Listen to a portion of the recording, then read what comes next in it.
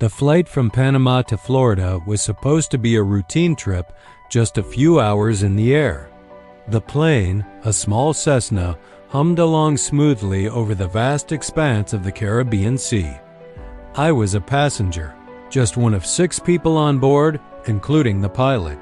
We were all relaxed, some dozing, others looking out at the endless blue below. The sun was bright, the sky was clear, and there was no hint of the chaos that was about to unfold. It felt like just another day, another flight.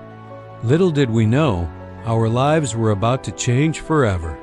Suddenly, a loud bang echoed through the cabin, followed by a violent shudder. The engine on the right wing had exploded. Smoke began to pour into the cabin, and the smell of burning fuel was suffocating. The plane lurched downwards, and the pilot's voice, strained but firm, cut through the rising panic. "Brace for impact! We're going down!" The world outside the window was a blur of blue and white as we plummeted towards the ocean. The impact was brutal, a deafening crash as metal met water. The cabin flooded instantly with cold, salty seawater. It was pure chaos. People were screaming, scrambling to get out. The emergency exit was jammed. Someone finally managed to kick it open, and we spilled out into the churning sea. The plane was sinking fast, a dark shape disappearing beneath the waves. We were left bobbing in the water, clinging to debris and a single-life raft that had thankfully deployed. 6 of us, stranded in the middle of nowhere. The initial shock gave way to a chilling realization. We were alone, with miles of open ocean in every direction. The sun began to set, painting the sky in beautiful, terrifying shades of orange and purple. As darkness fell, so did the temperature, and a new kind of fear settled in.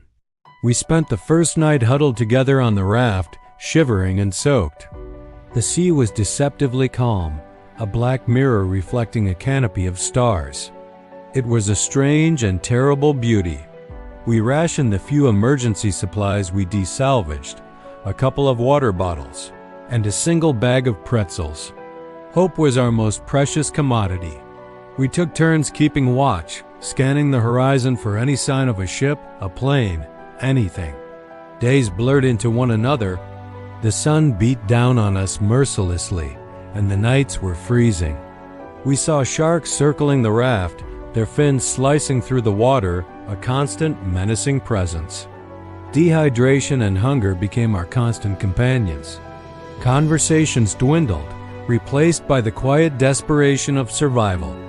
On the 3rd day, just as our hope was beginning to fade completely, we saw it, a vessel on the horizon. At first, it was just a speck, but it grew larger, closer.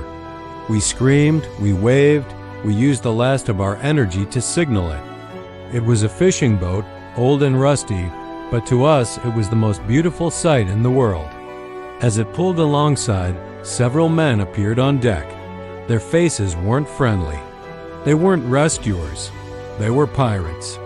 They hauled us aboard with rough hands, their eyes scanning us, not with pity, but with greed. They took everything we had left, our watches, our wallets, anything of value.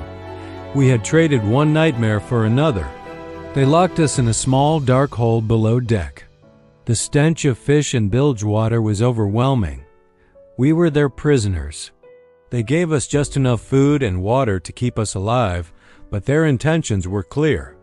They were planning to ransom us. The days that followed were a blur of fear and uncertainty. We could hear their rough voices above, arguing in a language we didn't understand.